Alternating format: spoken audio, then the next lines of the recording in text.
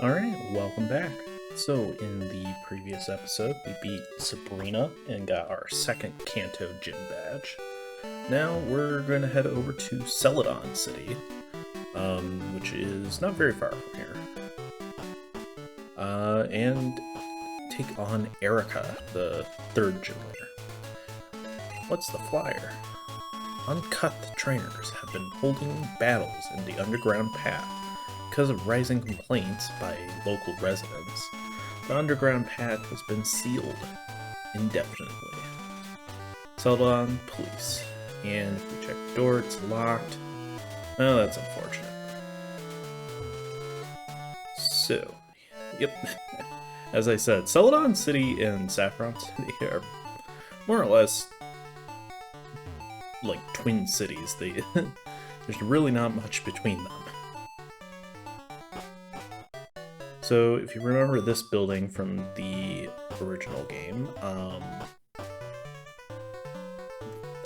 you can actually head in this back way, and this is where you would get the Eevee, but we already have an Eevee, and Brandon decided not to, do anything with it, so I'm not going to do anything with it, because I don't really want any of the evolutions. Have all the Pokemon that I really want, other than maybe an electric type, which we might be getting when we go to the Viridian Forest. So, talk with this guy, and he tells you a little scary, in quotation marks, story about some kid who was trying to ride on the bicycle path going up the hill, and he stopped and he started going down the bike path. And for listening to his story, we get Curse, which is completely useless since we already have a Pokemon that knows Curse. Alright, time to head back down. And we're gonna head back around so we can go in the front entrance after we spend a little bit of time just fooling around over here looking for stuff. It doesn't seem like there's a whole lot of hidden secrets around in this game. This Poliwrath is my partner. I wonder if it'll ever evolve into a frog Pokemon. Yeah, sorry, bud.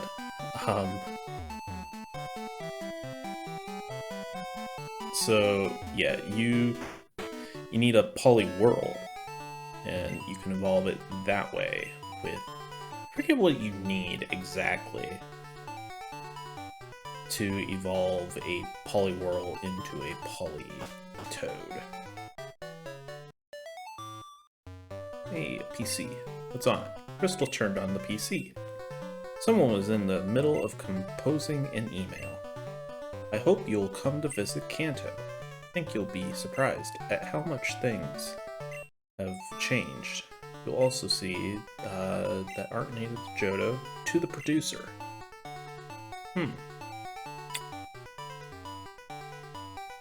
Wonder if this place still has all the guys and the fourth wall breaks. Is that right? I'm the game designer. Filling up your Pokédex is tough, but don't give up.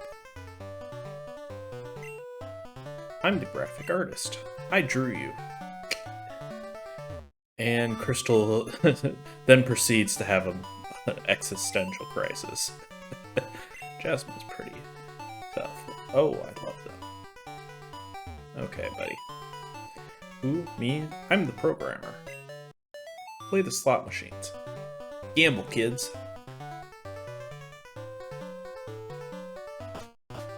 And I think they stopped putting, like, the casinos in the games because of laws over there in Japan.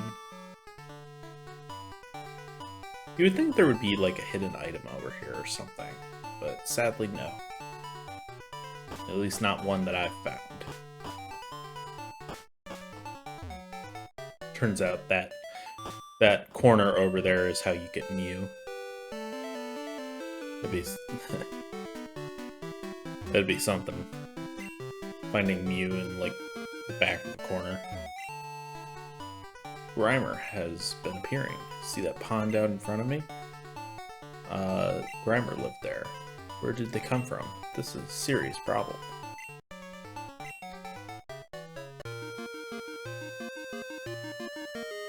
I don't see any Grimer in here, you old man. You're lying to me. I do...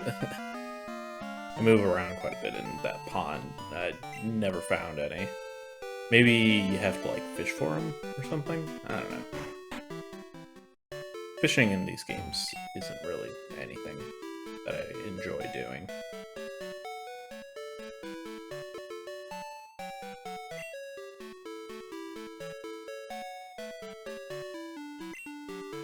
Team Rocket's hideout is in the basement of the game corner. Oh wait, that was 3 years ago. Yeah, unfortunately there's no more, fortunately or unfortunately, depending on how you look at it, there's no more Team Rocket. He's referring to in Gen 1, there was a secret staircase behind a flyer, I guess, in the game corner. And that's how you got into the Team Rocket hideout in Celadon City. City of Rainbow Dreams.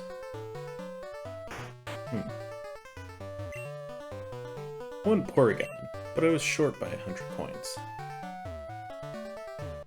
I don't think we can give him 100 coins, although I don't think we even have 100 coins.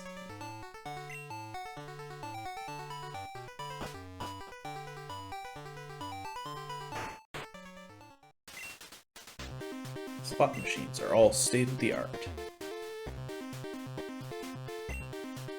I think this slot machine will pay out. Odds vary among machines. Ooh. Ah, the coins just keep popping out. What, kid? You want to play? I'll share my luck with you. Crystal received a coin. Wow, so generous. This guy is, like, a philanthropist right now. Donating to the needy.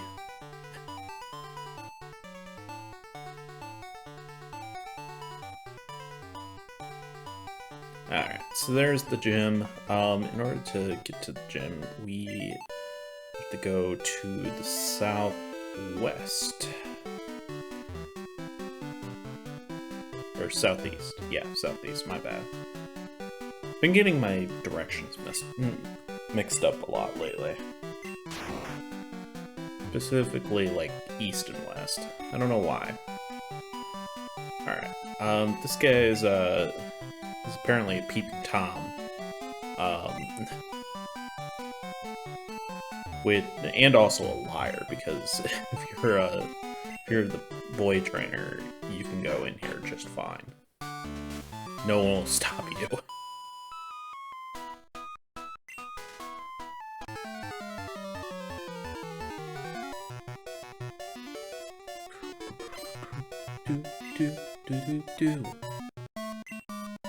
Victory Bell. I believe these two have Victory Bell and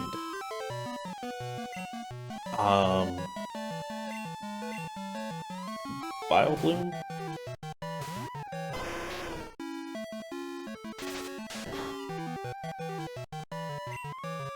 This gym will be a cakewalk. Like, that's the thing with most of the Kanto gyms. As long as you have, you know, a strong Pokemon, if you've been leveling up to kind of meet the challenge, it's really not too difficult. Because a lot of these guys are lower levels than the Elite Four, or right around the same level as Will in the Elite Four. I think the only one that goes above what the Elite Four was is the 8th gym leader. Or goes above the Elite Four at that point. Been spending most of this weekend like recording and getting stuff edited and stuff and all that fun stuff, and I still have to do Spyro. This episode that I'm currently recording is obviously the one that's going to be going up on Thursday. So I'm like mentally preparing myself because Spyro's the only game that I'm currently doing that's on a console, not on my PC. So I have to set up everything, and my setup, I use like an Elgato capture card, so have to the cord isn't long enough to reach, so I have an extension USB cord, and that works pretty well. You just have to be like careful how far it extends, because you can only go so far with USB cords before the connection is too weak. So I've been mentally preparing for it. Not the game itself, but just trying to get everything set up. That's why I usually do quite a number of episodes of Spyro at once, but I need to get it done today, just so I don't have to worry about it during the week. But I've also been... Yesterday, I actually finished up a new playthrough that's going to be going up next week. In terms of like when this goes up next week. So like the first week of October. And we're going to be returning to a series that, well, a franchise that we did a few years ago at this point, and was at a long couple of recording sessions trying to get through that game. Thankfully, I did decide to do it post, just because I knew it was going to be a tough game to try and do live. And I was definitely correct on that, and that was definitely the right move. So, but I'm looking forward to uploading that, because I finished the commentary part of it yesterday, because I was really getting into the commentary. Alright, this girl decided to throw out 3 Pokemon of the Hoppip line. For whatever reason, she sends out Hoppip last, so the worst of the 3, to try and save her.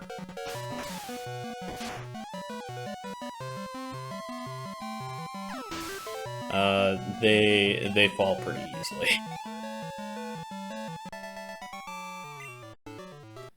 Michelle. Alright, fight you next. The green version of the other person. Picnicker, Tanya.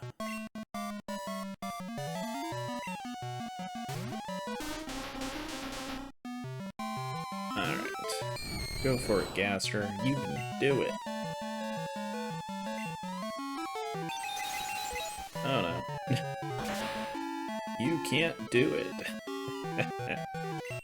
Oh well, again, Gaster, I'm not really using to do anything special with. The only major thing is I would like to have its hypnosis and mean look for the 2 legendary dogs when we finally get to them. I don't know when we're going to do that, because I do want to get all the legendaries.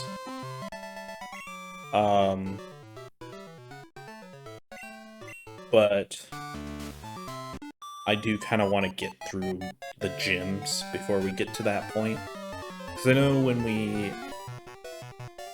did Pokemon Red, we had beaten the Elite Four, and then, like, the following episode, we did all the legendary stuff. Well, Brandon already has Suicune. Or he already caught Suicune, so we still need to catch Raikou and Entei, and then we need all 3 of them in order to catch Ho-Ho, as well as the, I want to say it's called the Silver Wing, which I don't know if we have. It's probably something I should look at, in order to get,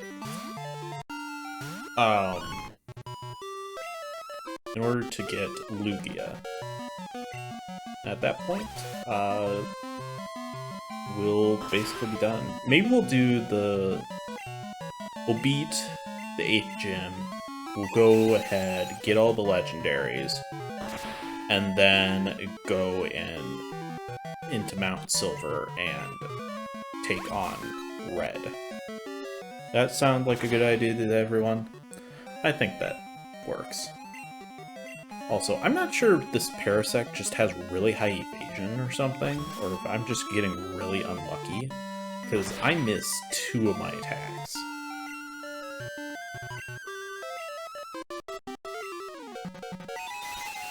And it recovered like a third of its HP in that time from the stupid leech lives.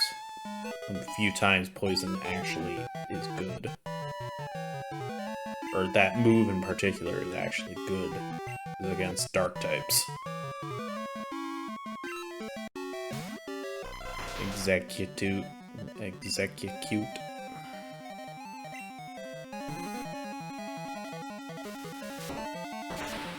Alright. These guys are not a problem.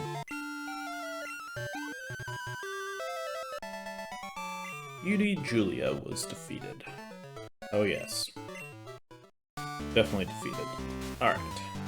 So, here is the 4th gym leader, Erica. She's, I think she's more of a peace-loving,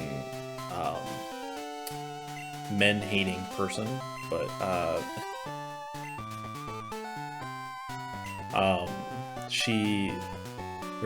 her obvious type is grass.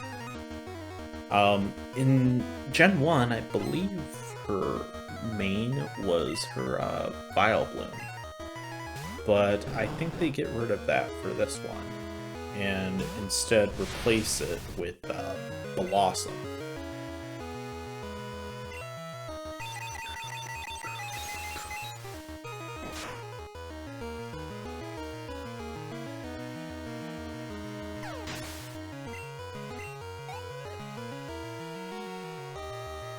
Remember when we really struggled against Tangela? Well, we just took it out in one shot. That was more because we didn't have any good types to deal with Tangela.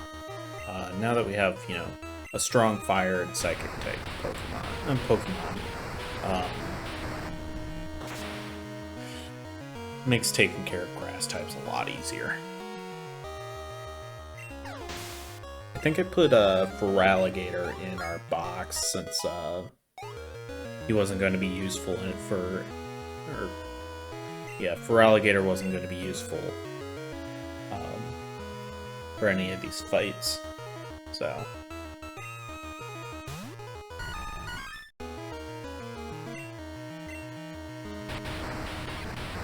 I don't remember if I sub in any of the others, just to kind of give some variety. I might. I think I'd do sub and Sneasel for one of these.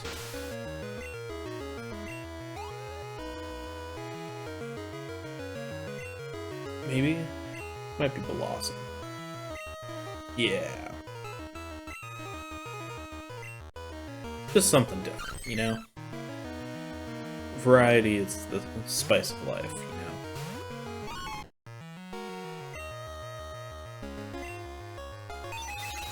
Unfortunately, it doesn't do a whole lot of damage, which is kind of surprising to me. Sunny Day. That's gonna make Blossom Solar Beam a lot stronger.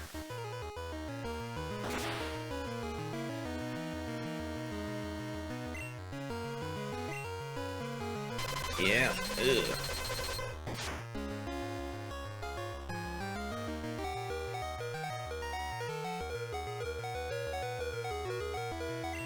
Alright. And naturally what she's going to do is she's going to use Hyper Potion.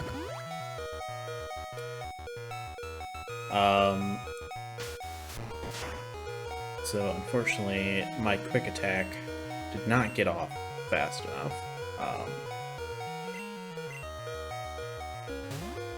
So let's just switch out the Arcanine and finish this off. Yeah, Arcanine does not care about your Solar Beam.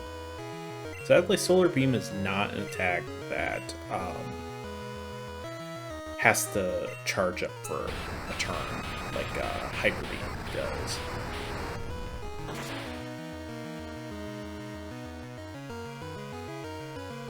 Nice. Alright, and that is Erica. Overall, fairly easy. As long as you have the right typing.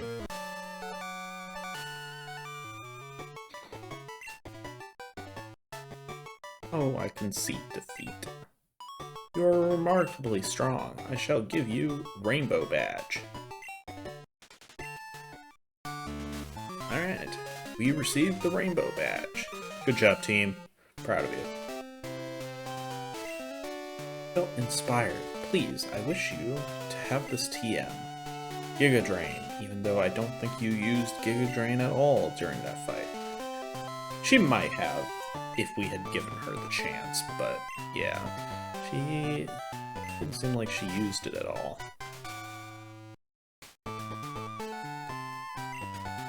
So, just like Mega Drain or Absorb, it's a stronger Absorb health move. Alright, so, almost done with the episode. Try and keep some conversation going while we bike our way back up to the Pokemon Center. But anyways, again, make sure to check out Rando's channel. He's obviously done with this series for now, and he's still on his little hiatus. But I imagine at some point he'll be back, and I'm sure that he would appreciate you guys checking out some of his other stuff. But that will be it for this episode. Thank you all for watching, and I will see you guys in the next part.